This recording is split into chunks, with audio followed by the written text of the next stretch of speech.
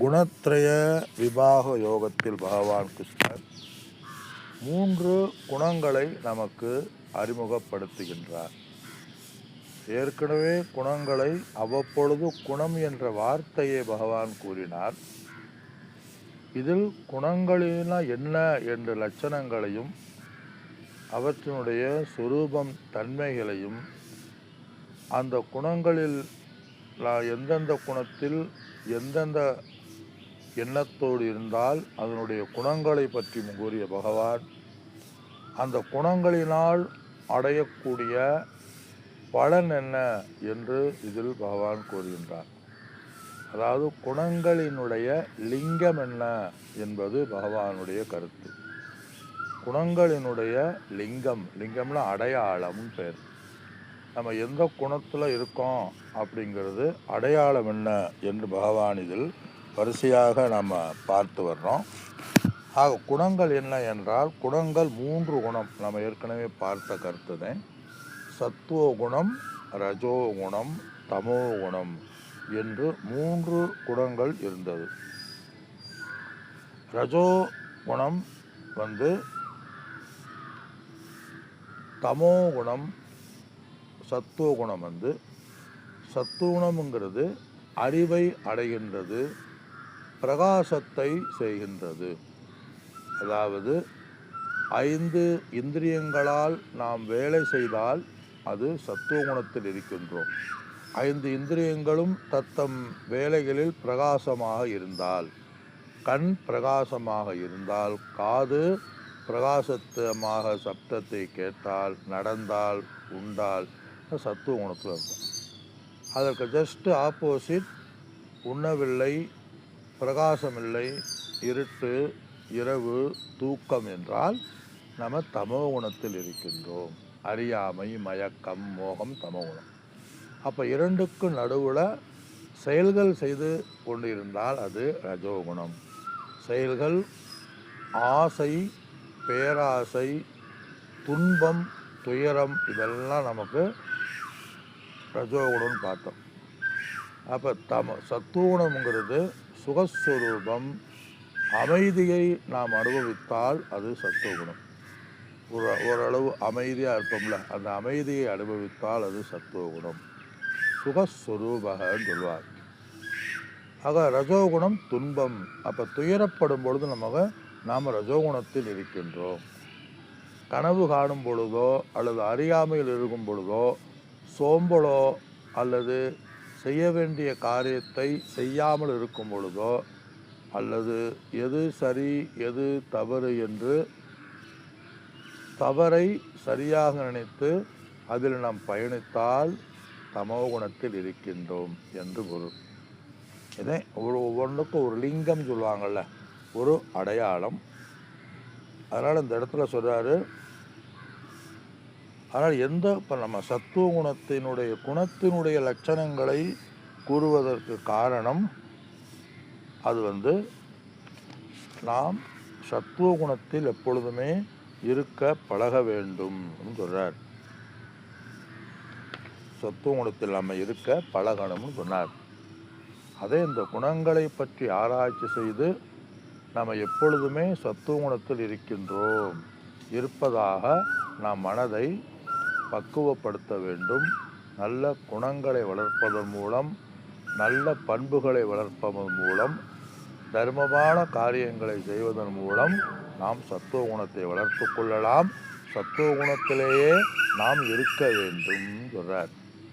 இப்போ ரஜோகுணம்ங்கிறது காமம், குரோதம் இதெல்லாம் சொல்லலாம்.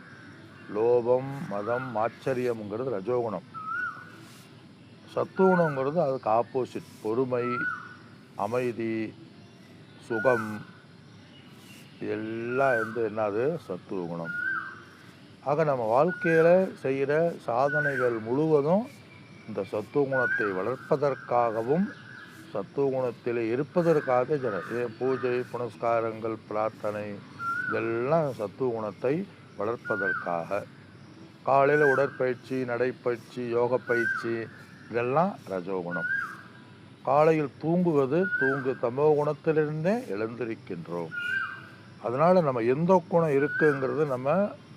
கவலைப்படக்கூடாது. 3 குணமுமே ஒரு மனிதனிடம் இருக்க வேண்டும். இதில் என்ன சொல்கிறாரு, நம்ம டாமினேஷன் சத்துவ குணத்தை நாம் அதிகரித்து கொள்ள வேண்டும்னு சொல்கிறார். மற்ற குணம் டாமினேட் பண்ணக்கூடாது. சொல்லுவாங்களே சில பேர், இவர் அங்கே எங்கே போனாலும் ஒரு டாமினேட் பண்ணுவார் அப்படிம்பாங்க. டாமினேட் பண்ணுறாரு அப்படிம்பாங்க. அதாவது மற்றவர்களை அமுக்கி தாம் பெரிய ஆளுன்னு காட்டிக்கிறது. அது மாதிரி இந்த இடத்துல ரஜோகுணத்தை தமோ குணத்தை அமுக்கி நாம் சத்துவ குணத்துக்கு நாம் வர வேண்டும். சத்துவ குணத்தை வளர்த்து கொள்ள வேண்டும். ரஜோகுணத்தில் அமைக்கின என்ன, இதில் பகவான் ஒரு வார்த்தையை சொல்கிறாரு. இந்த குணங்களை பற்றி கூறி வந்த பகவான், இந்த குணங்கள் மனிதனை பந்தப்படுத்துகின்றன ஒரு வார்த்தை சொல்கிறார். குணங்களை பற்றி வெறும் கூறி அது லிங்கத்தை கூறிய பகவான் மனிதனை பந்தப்படுத்துகின்றன்னு சொல்கிறார். ஏன்னா இந்த எந்த குணத்தோட நம்ம இறக்குறோமோ அந்தந்த மறுபிறவி இந்த குணத்தோட நம்ம மரணம் அடைந்தால் இந்த குணம்னு பகவான் சொன்னார். அதனால் இந்த சத்துவ குணத்தோட நீ மரணம் அடைந்தால் நீ எங்கே போகணும், நீ மேலுலகம் செல்வாய், மேலோர்கள் வாழ்கின்ற நீ உலகத்துக்கு செல்வாய்.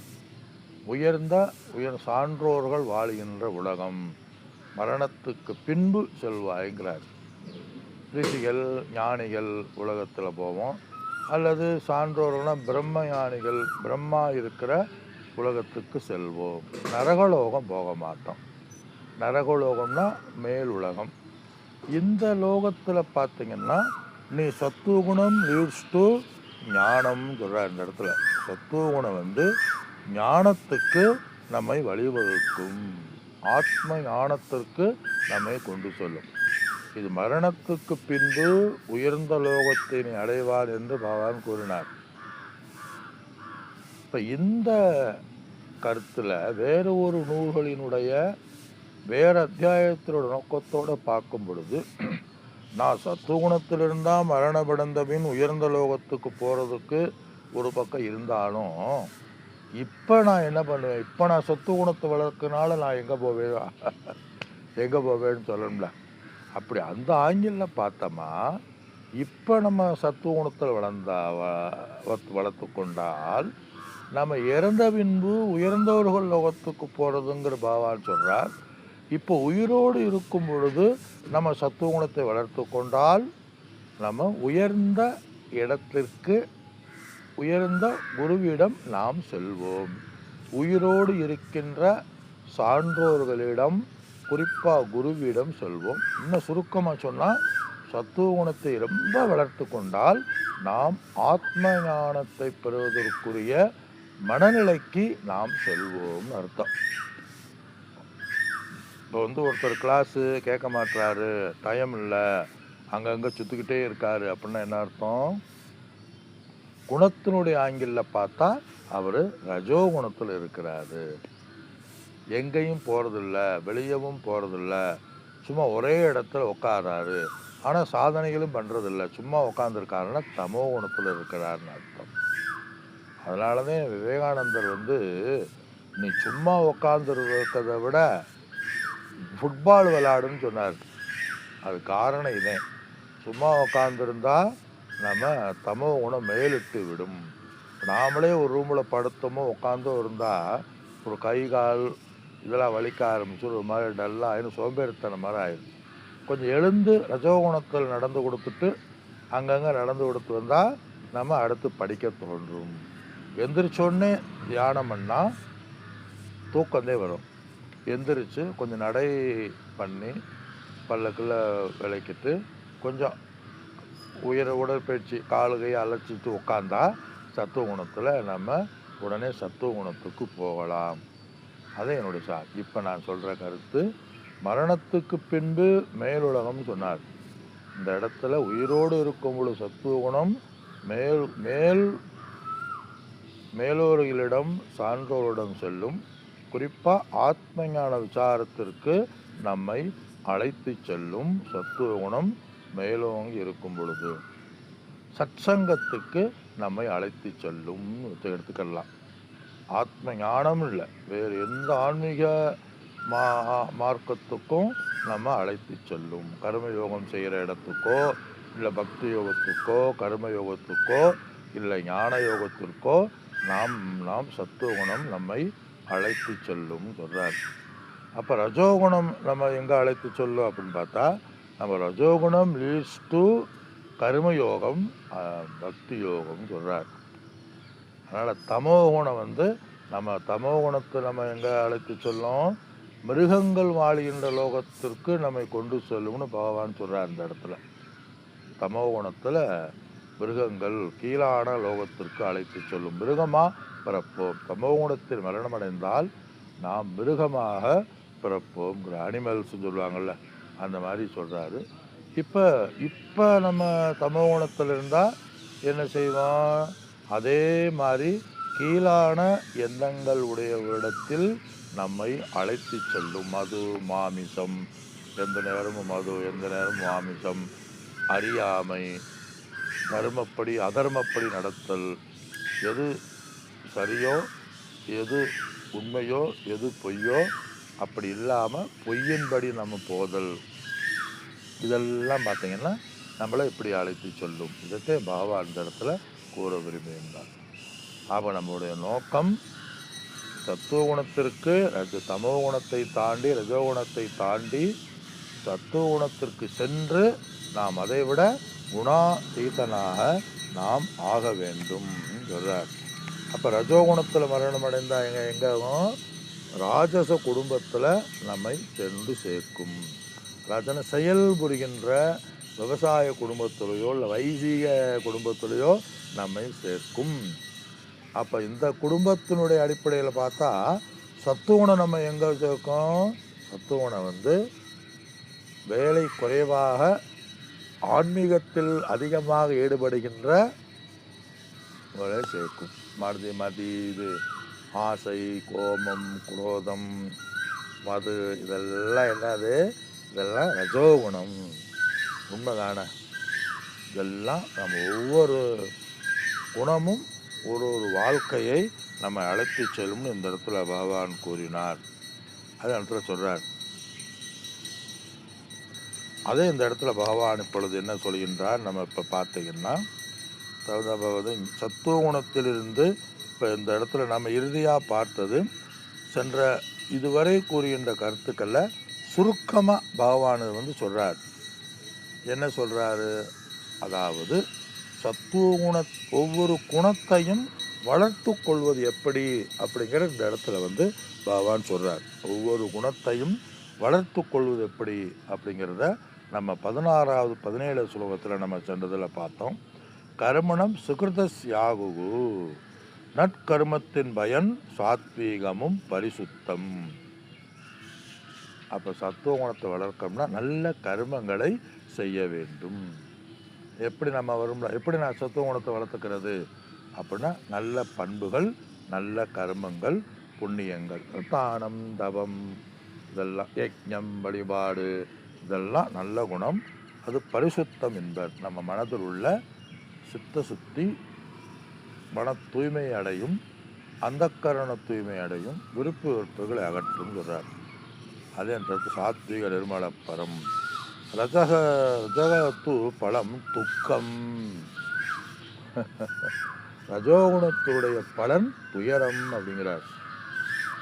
அதாவது துயரம்னா நம்மிடம் நாமே நம்மை துயரப்படுத்திக் கொள்வோம், இல்லை துயரமானவர்களிடத்தில் நம்மை கொண்டு சேர்க்கும். துயரப்படுத்தக்கூடிய சூழ்நிலையில் நம்மை கொண்டு சேர்க்கும். துயர சூழ்நிலைகள்னாலோ இல்லை மற்றவர்களிடமாலோ இல்லை நம்மிடம் இருந்தோ இல்லை இயற்கையினிடம் இருந்தோ நம்ம துயரத்தை அனுபவிப்போம். அப்போ ஒவ்வொரு துயரமும் தமோகுணத்தினுடைய பலன் சொல்றார். அப்போ அந்த துயரத்தை நம்ம அனுபவிக்கும் பொழுது நான் துயரமல்ல, நான் உடல் மனமல்ல, உடல் மனம்தான் துயரத்தை அனுபவிக்கின்றது என்று சாத்வீக குணத்திற்கு வர வேண்டும். அந்த சாத்வீக குணம், ஏன்னா சாத்வீகம் ஞானத்தை தருகிறார். அந்த துயரத்தில் நம்ம விடுதலை அடைவதற்கு துயரப்படும் பொழுது உடல் மனம்தான் துயரப்படுகின்றன, நான் துயரப்படவில்லைன்னு சொல்லுவோம்ல, அது சாத்வீகம். அது சொல்றார். அது இந்த இடத்துல சத்வ சஞ்சாயதே ஞானம். மேலும் குணங்களிலிருந்து எவை பிறக்கின்றன? ஞானமானது பிறக்கின்றது. இந்த ஞானம் இந்த இடத்துல ஞானம்ங்கிறது 2 ஞானத்தையும் நம்ம சொல்லலாம். ஒன்று எது சரி எது தவறு என்ற ஞானம், அல்லது விவேக வைராக்கியம் சமதமாதி என்ற ஞானம், எது தர்மம் எது அதர்மம் என்ற ஞானம் பிறக்கும். எப்படி செய்யணும், நான் எதை பின்பற்றணுங்கிற ஞானம் பிறக்கும். ஞானம் பிறந்தா அது ரஜோகுணம். அதுக்கடுத்து ஆத்ம ஞானமும் சத்துவ குணம்தான். எந்த ஞானமும் இல்லாமல் தவறான ஞானம் ரஜோகுணம் சொல்றார். அதே பிரமாதக மோகக தமசக, மயக்கமும் அஞ்ஞானமும் தமசக தமோ குணத்திலிருந்து பிறக்கின்றன.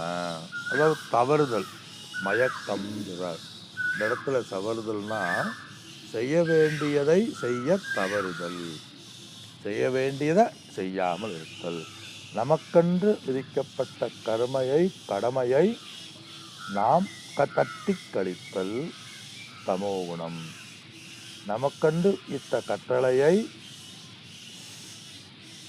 செய்தல், தன் கடமையை செய்தல் ரஜோகுணம், தமக்கென்று இட்ட கட்டளையை ஈஸ்வர அர்ப்பணமாக சித்த சுத்திக்காக பலனை எதிர்பார்க்காமல் செய்தல் சத்துவகுணம்.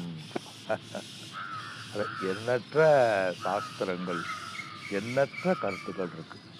போன அத்தியாயம் வெவ்வேறு குணங்களினுடைய பேசிக்கல் இதில் பேசுகிறார். சென்ற வகுப்புல சேத்திரஜனை பற்றி பகவான் இந்த இடத்துல பேசினார்.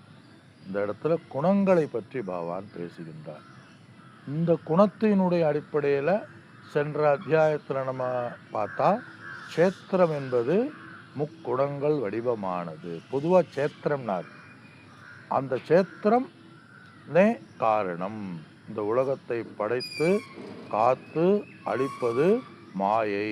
இந்த உடல் வாழ்கின்றன சொல்றார். இப்ப அந்த உடல் எதனால் இயங்குகின்றது?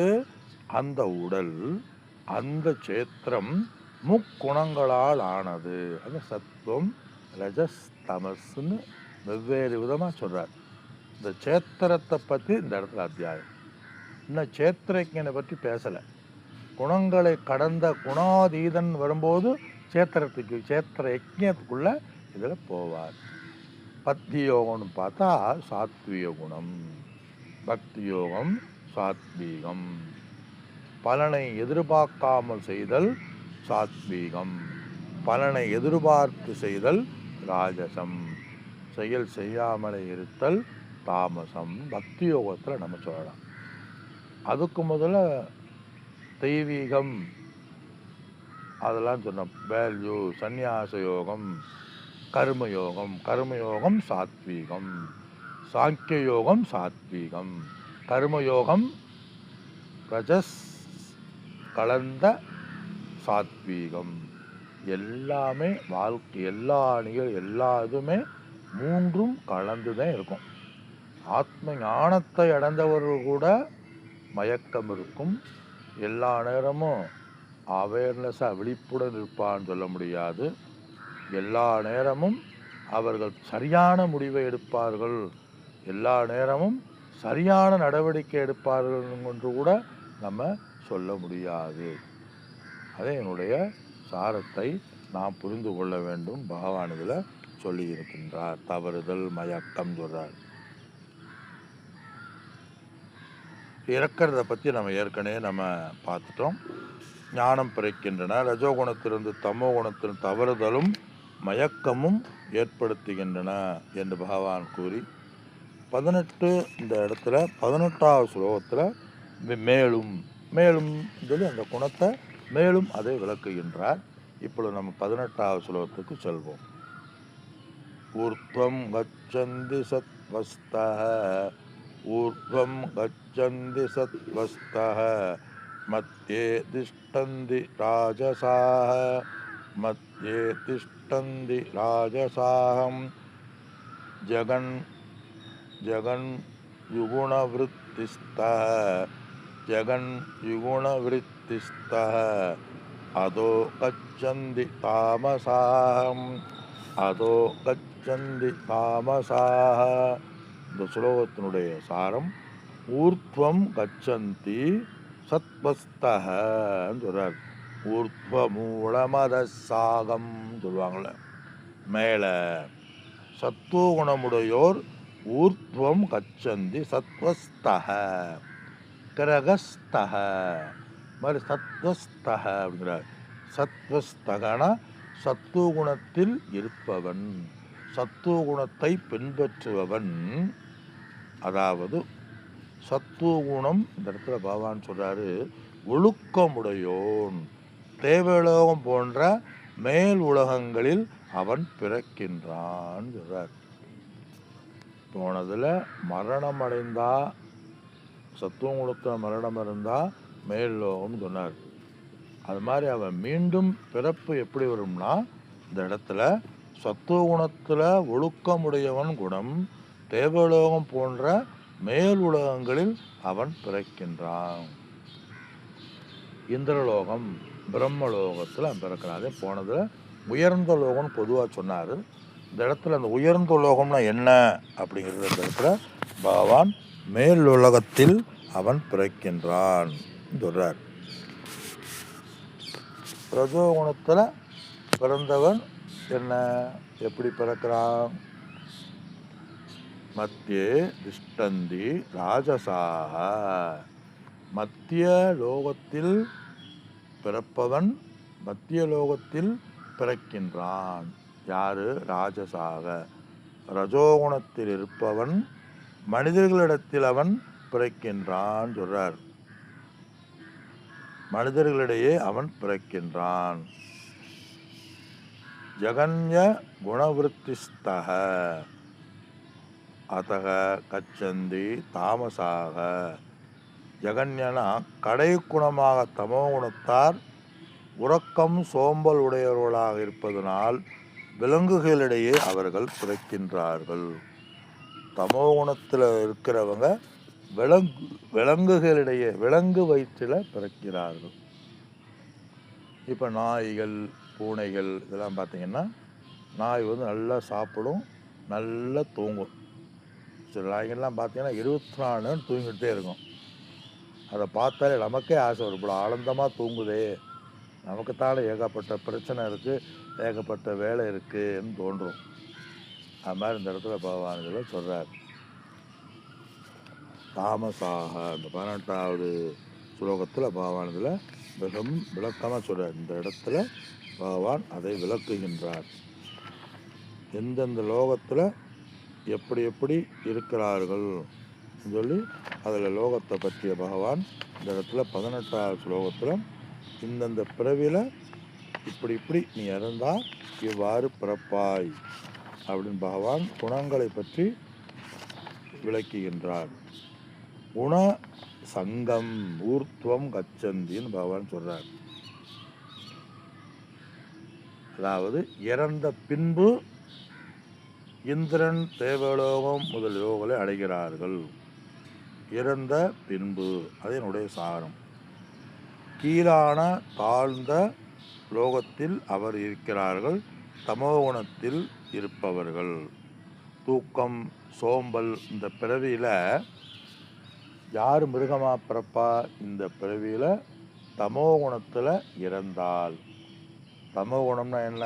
நல்ல தேவைக்கு அதிகமாக தூங்குதல், சோம்பல், செய்ய வேண்டியதை செய்யாமல் தள்ளி போடுதல்,